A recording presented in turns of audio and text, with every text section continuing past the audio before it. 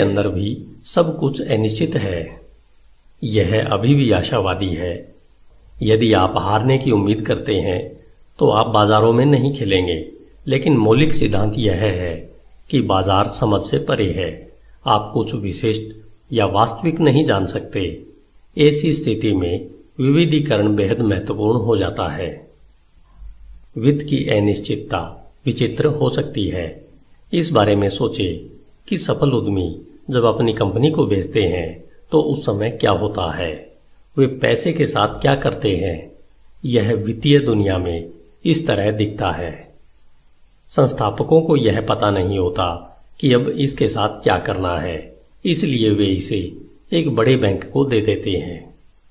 बैंकरों को यह पता नहीं होता कि इसके साथ क्या करना है, इसलिए वे इसे संस्थागत निवेशकों के पोर्टफोलियो में डाइवर्सिफाई कर फैलाते हैं। संस्थागत निवेशकों को पता नहीं है कि उनकी इस पूंजी के साथ क्या करना है, इसलिए वे स्टॉक के पोर्टफोलियो को डाइवर्सिफाई करते हैं।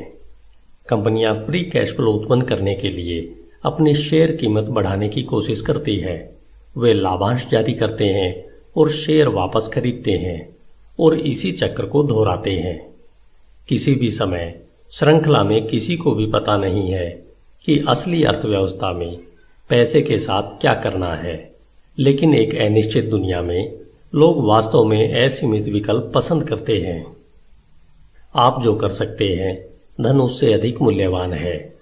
पैसा केवल निश्चित भविष्य ही पैसे को खत्म करने का साधन होता है, यह खुद खत्म नहीं होता। अनिश्चित राजनीति।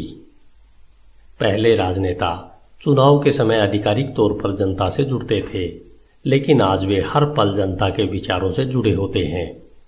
आधुनिक मतदान से राजनेताओं को अपनी छवि को पूर्ववर्ती सार्वजनिक राय से मेल खाने में सक्षम बनाता है, इसलिए अधिकांश ऐसा ही करते हैं।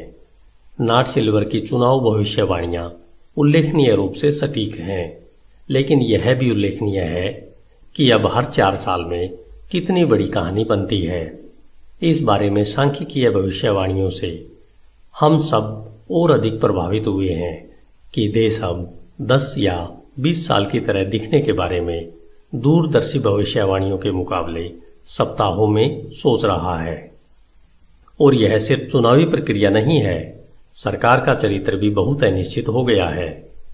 सरकार परमाणु हथियार और चंद्र अन्वेषण जैसी समस्याओं के जटिल समाधानों का समन्वय करने में सक्षम होती थी, लेकिन आज अनिश्चित काल के 40 वर्षों बाद सरकार मुख्य रूप से बीमा करती है, बड़ी समस्याओं के समाधान, चिकित्सा, सामाजिक सुरक्षा और अन्य हस्तांतरण भुगतान कार्यक्रमों को आगे बढ़ाती है।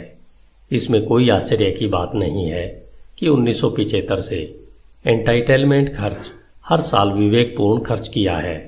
विवेकपूर्ण खर्च बढ़ाने के लिए हमें विशिष्ट समस्याओं को हल करने के लिए निश्चित योजनाओं की आवश्यकता होगी, लेकिन एंटाइटलमेंट खर्च के अनिश्चित तर्क के अनुसार चीजों को बेहतर बनाने के लिए हम ज्यादा खर्च कर रहे हैं। अनिश्चितकालीन दर्शन।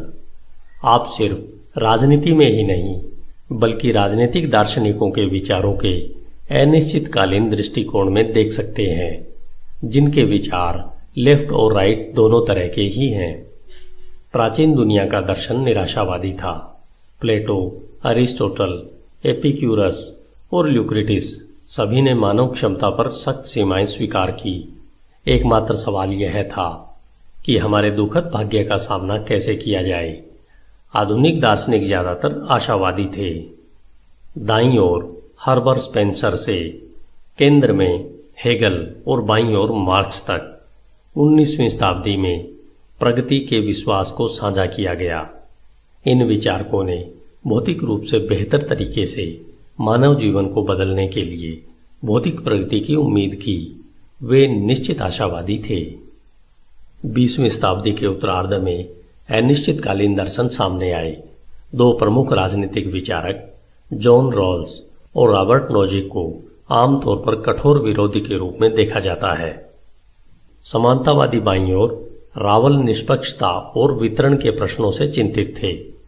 स्वतंत्रतावादी अधिकार पर नोजिक ने व्यक्तिगत आजादी को अधिकतम करने पर ध्यान केंद्रित किया।